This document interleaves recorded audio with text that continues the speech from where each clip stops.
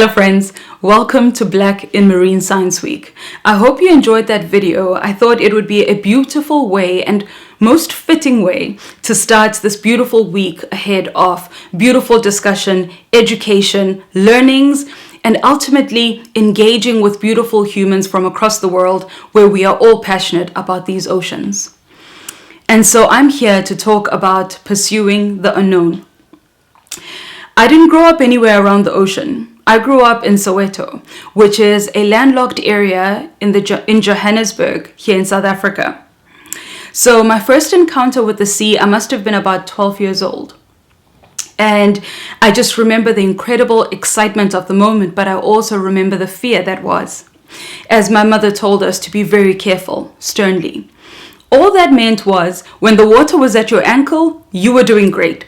When the water got to your knees, you would be pulled out the water because heaven forbid these white waters take you away.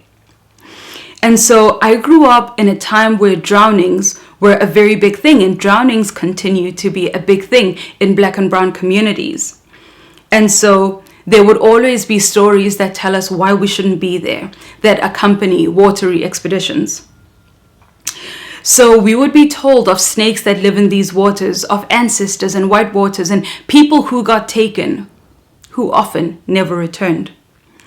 Our story facing these oceans centered around how we shouldn't be there. So these shallow splashes were all we thought was possible when it comes to these oceans.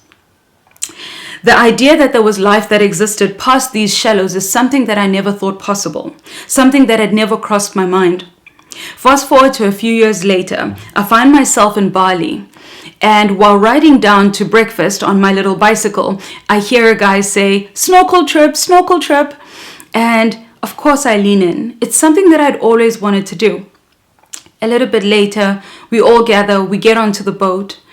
And one, I had never been on a boat before, but two, a little bit later, I noticed how land was becoming further and further away. And so anxiety and mild fear. And I knew that I'd always wanted to do this. So later on, hearing the captain say, everyone kit up, I didn't know what that even meant. And so as I looked around to see what everybody else was doing so I could mimic it, the lady sitting opposite me says, "Have you ever been snorkeling before?" And I say, "No." And she says, "Why didn't you say anything?" And I said, "I would have figured it out." These words still send chills down my back, because growing up Black is growing up continuously having to figure it out, in spaces particularly where you are underrepresented. While seeing things that may be normal to others, these are new to you for the first time. And so what does it mean to fit in and to not ask stupid questions? And then the politics of assimilation. And to also not be seen as insert the reason of where you come from or the reason why you have never been represented here before. I digress. In this moment, she gifted me the most important part of the experience. She held up a snorkel and she said, "You breathe in and out through the snorkel. Your mask is going to cover your nose, and so you won't be able to breathe in through your nose. So don't panic. Just remember to breathe in and out through your mouth. And at any point when you look too much into the water, then the water can enter through the other way of the snorkel. But don't be scared. You can always just take out the snorkel out of your mouth and face it down and the water will release." I will never ever forget this moment as she held up the snorkel and told me that I needed to bite on it. I was 28 years old and I had never seen a snorkel in my life. Needless to say, as I jumped out, I don't know how I didn't gash my head open, but what followed was wild, chaotic panic. I thought I was drowning, and perhaps that's a story for another day. But what remained and perhaps returned was a calm to self, to calm down.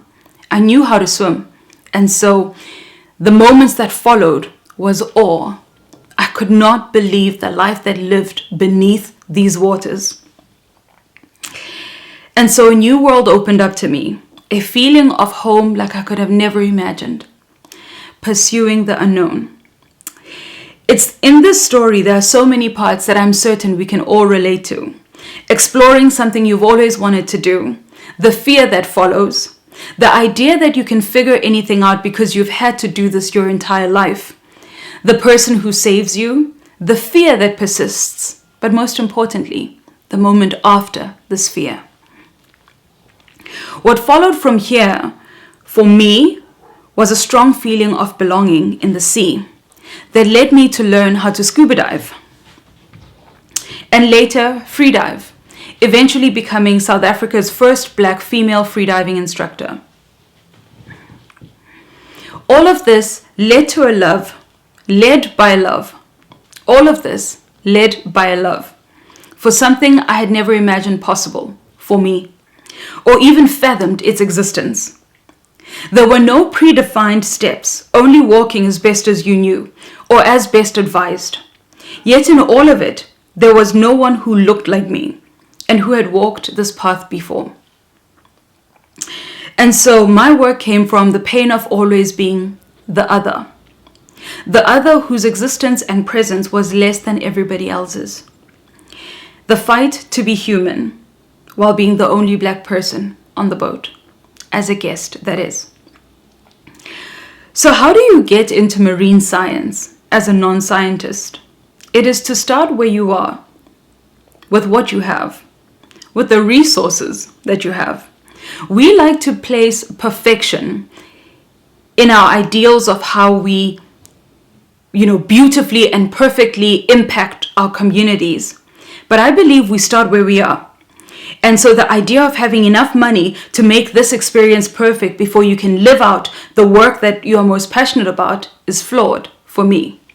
I don't believe in this. I believe we take what we have and we start where we are. Like if we're passionate about plastic pollution and finding solutions to it, we gather our friends on a WhatsApp group and we tell them our dream and we all go and maybe clean a beach that is close by to all of us.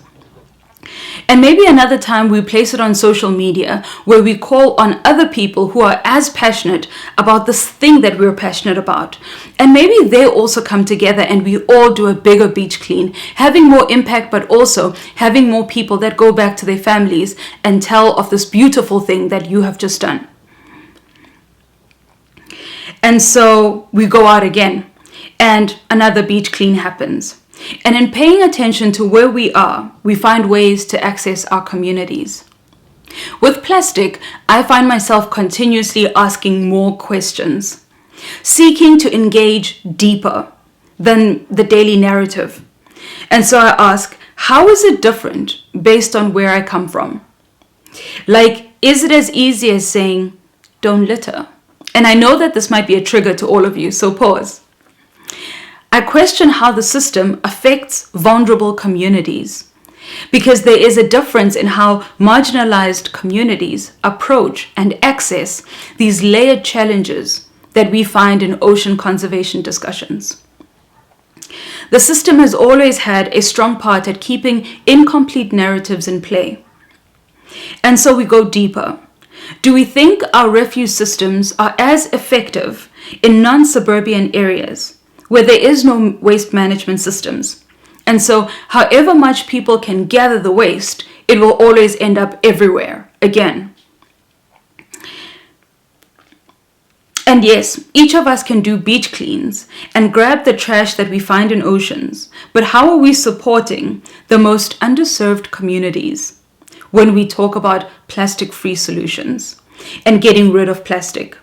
Is it maybe getting to see how we can repurpose this plastic for greater impact, but that is also scalable and accessible to as many people as possible? For me in Africa, it is a strong feeling to reposition how ocean conservation has always positioned itself, postured itself, to be less colonialist, to be less premised on privilege, where everyone can be a conservationist. But also the importance of ocean conservation seeing its people and seeking to support them too.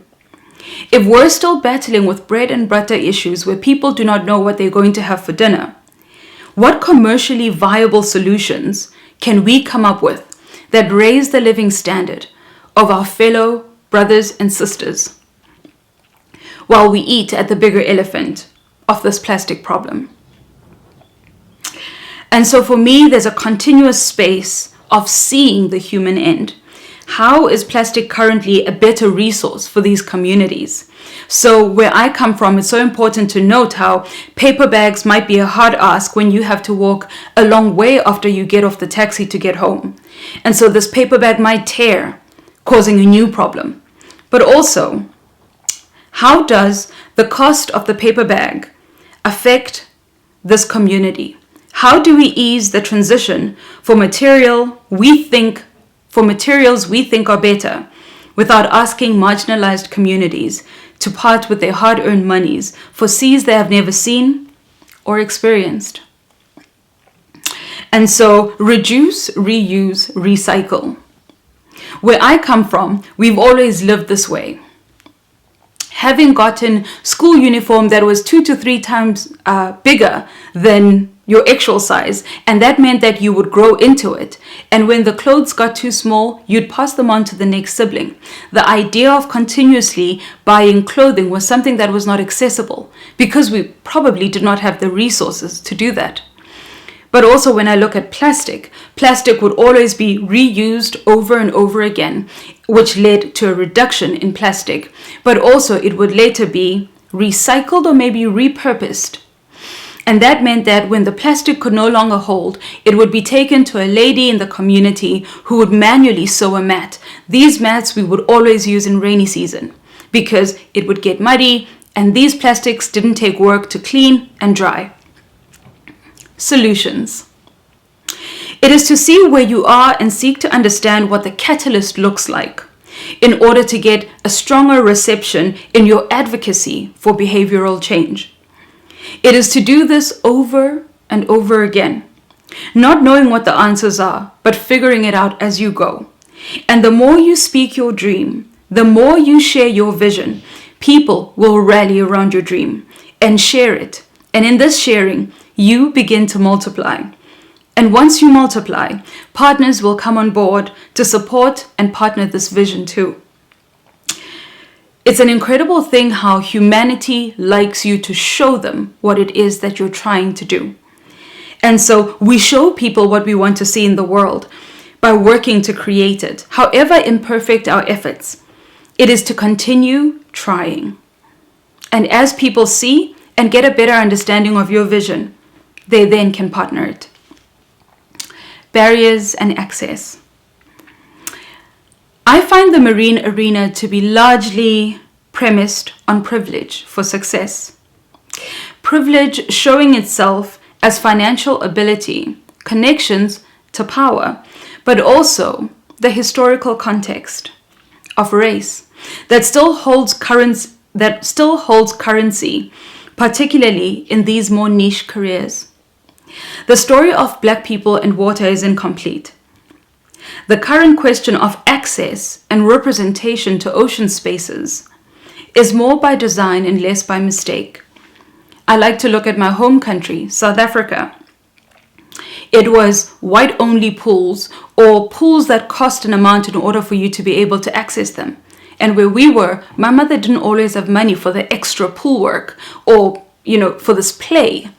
We had to survive. And then it was these safe beaches that were whites-only beaches. And in order for them to be white-only beaches, it required a dispossession of lands from Black people. And these beaches also happened to be the safest to swim at. And so here we are. In recent times, Black communities have not explored these oceans. And so as you hear, I've been swimming in the sea since I was 5 years old, or I had my first dolphin encounter at 5 years old and I knew I wanted to protect dolphins.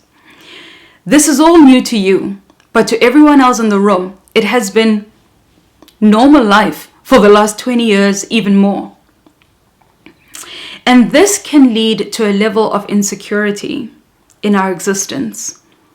Questioning known knowns, unknown knowns, known unknowns, and just not knowing what you don't know.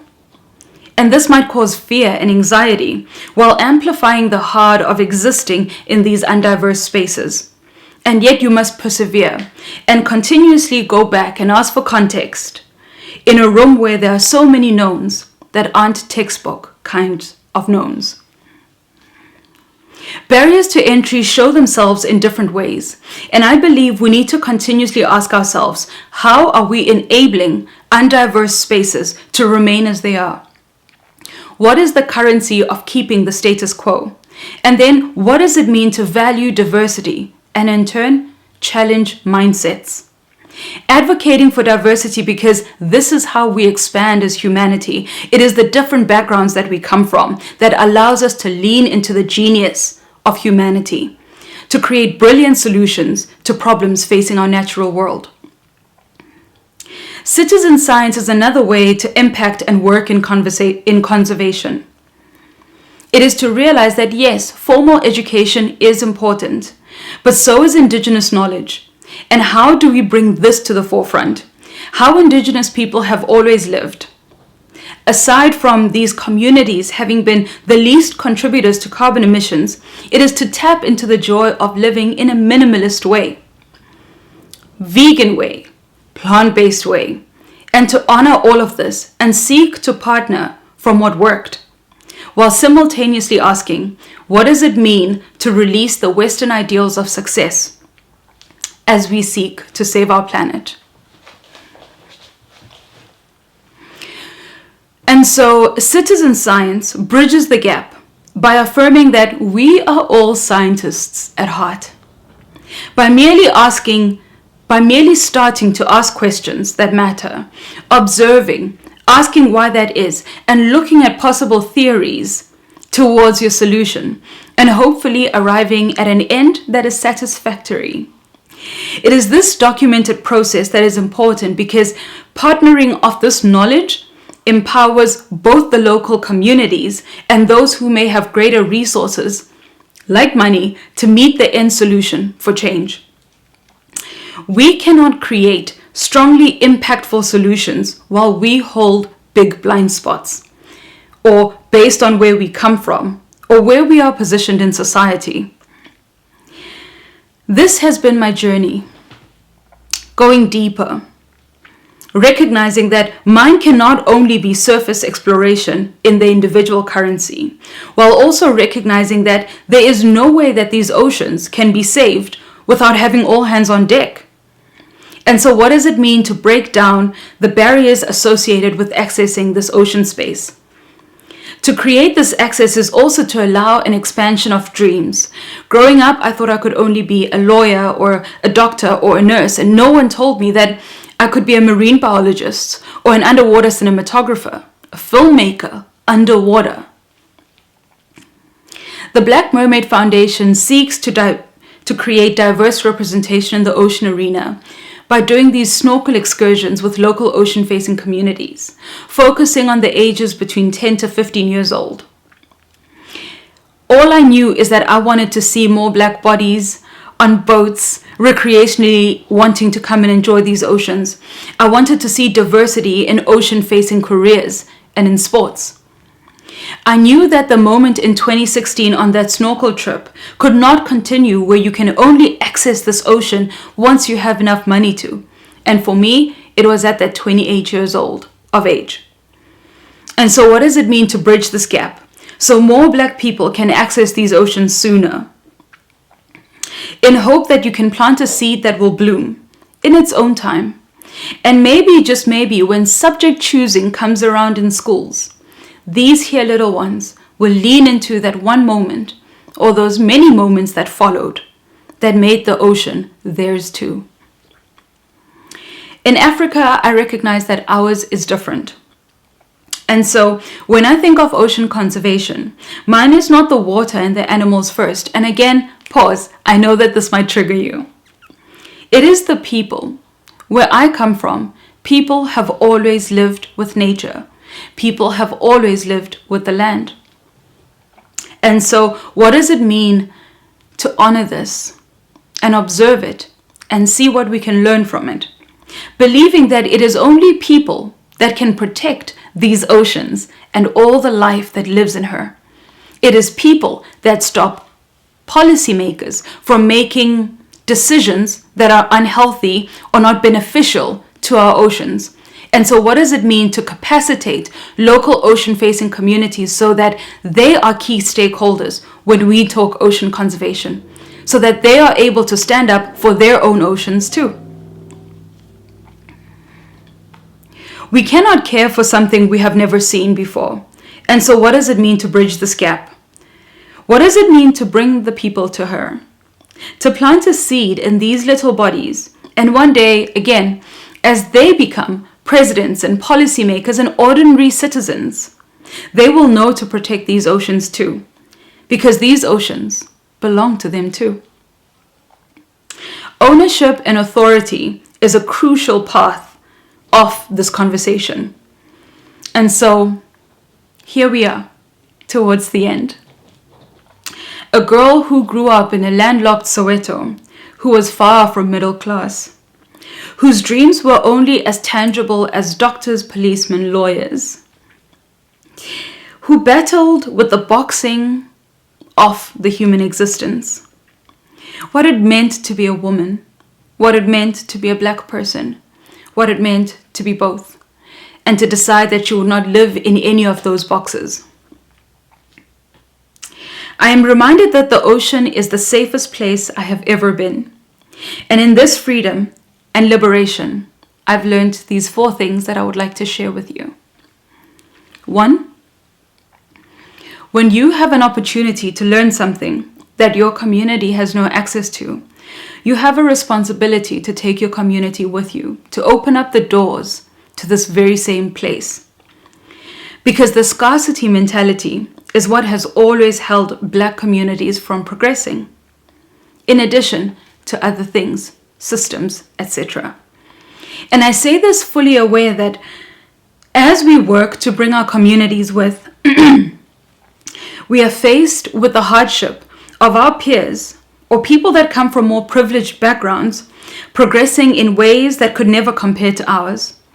And I honor this, recognizing that each has their own path to walk and to journey, and that the prescriptive is never the idea, only that as we journey, we keep this in our minds. 2,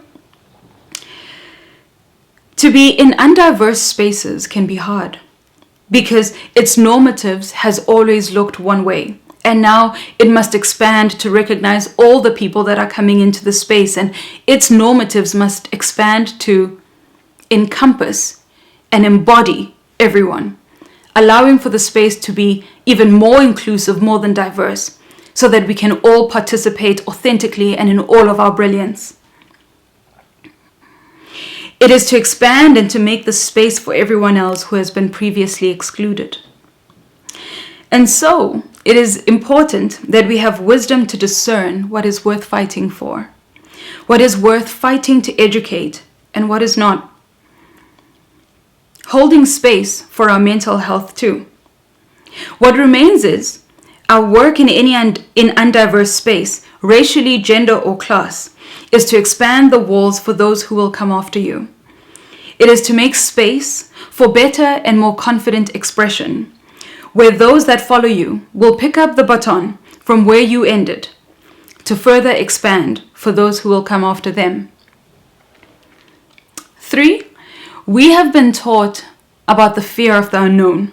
We have been taught to fear it, that there is danger in the unknown, but I have found that there is treasure to be found in the unknown, in the uncertain. Looking at the last year and a bit, being perpetually stuck in uncertainty has been a great opportunity for us to find ourselves as well, to explore deeper, redefine who we are and who we want to be, and to move with intention into wherever it is that we want to be. The ocean has taught me the same, that when we explore and we arrive with hearts that are not expectant, but simply present and grateful for what will come, just from us being there, is where you see all of the most unthinkable things. And so how do we approach these things that seem bigger or are perceived dangerous? The world says fight or flight. But no one told us that we could pause and be with these uncomfortable moments that are big and scary. What it would mean to be in this moment, that we could lean into whatever it is that faces us. Freediving is the biggest teacher of this. And so whether you're at a depth of 30 meters, which is I think is 100 feet, when your contractions get bigger, you learn to trust the journey. You know that a panic will not bring you any quicker to the surface. And so you sit with these massive thuds that threaten to break open your ribcage, and you lean into this discomfort, honoring every single thud until you emerge. And as you proceed to exhale and take the biggest breath, there's a new liberation, a new expansion in this moment. And last, the present. We are told from a young age to continuously aspire towards the next, your plan for the next 5 years, the next 10 years. What I've learned from freediving is the gift of the present, that it is not about necessarily how you start or the future, but the here and now, the present. And if in the present fully, then the question of tomorrow will take care of itself. It will come as it should, led by the integrity of your daily, the now. I thank you. I hope you have a beautiful week ahead.